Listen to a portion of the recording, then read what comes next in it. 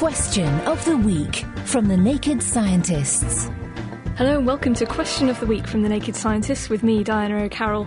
You'll want to put your fingers in your ears for this one. My name is Bullfrog, and I'm calling from Illinois in the USA. I noticed that at times when I'd put earplugs in to deaden sound from outside, that worked really well, but then the sounds inside my head, they seemed a lot louder. Like chewing or humming or even breathing was really loud. And then I noticed listening to podcasts with the earbud-style headphones in my ears that I couldn't chew breakfast cereal and hear at the same time, whereas if I'm listening to a conversation without anything in my ears, it's very easy to hear and eat at the same time. So I was wondering, why is it when you have earplugs in or headphones like that, are the sounds from inside your head so much louder? So what makes your cornflakes so much louder when you try to block out the usual morning noise? I'm Trevor Cox and I'm Professor of Acoustic Engineering at the University of Salford.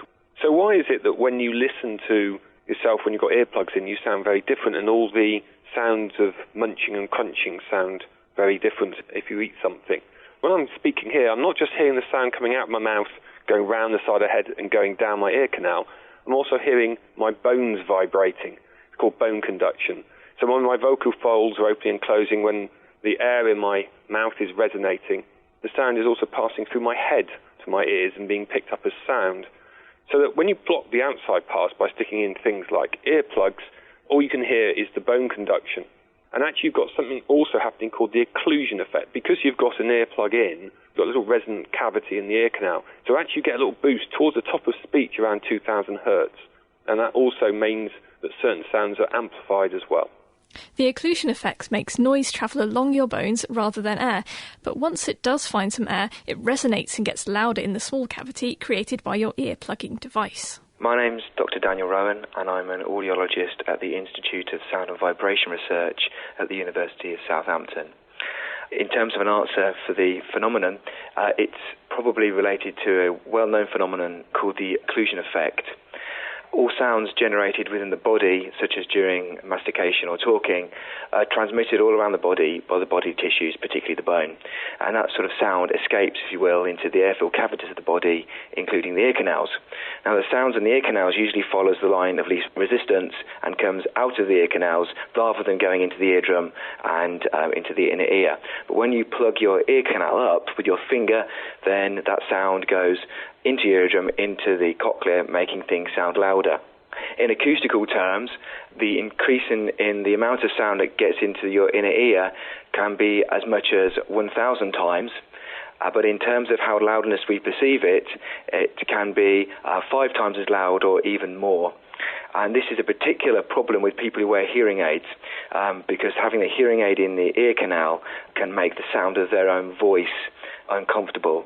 And so that's sort of one problem that occurs through it. So the sound waves end up bouncing around your cochlea and generally causing havoc once they've left your skull. Moving on from head bones, here's a question on something a little more paleological. Hello, I'm Bert Lattimore. I'm from Virginia in the United States, and my question concerns dinosaur ages. Somewhere I heard that the big plant-eating dinosaurs could live up to 1,000 years.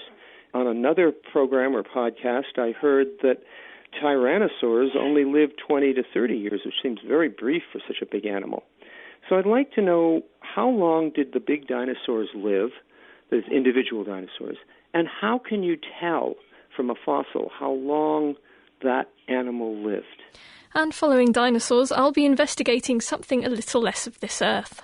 Hello, I'm Jesus Zafra from Nerja, Spain, and this is my question. Knowing the possibility of life somewhere in a star like our sun, do we have any possibility of communication with our nearest stars?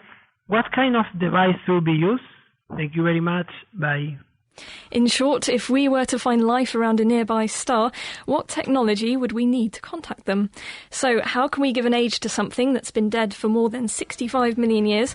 And how do we build an antenna for alien messaging? They might have mobile phones, you never know. Send your answers to questionoftheweek@thenakedscientist.com or join the debate on our forum at thenakedscientist.com/forum.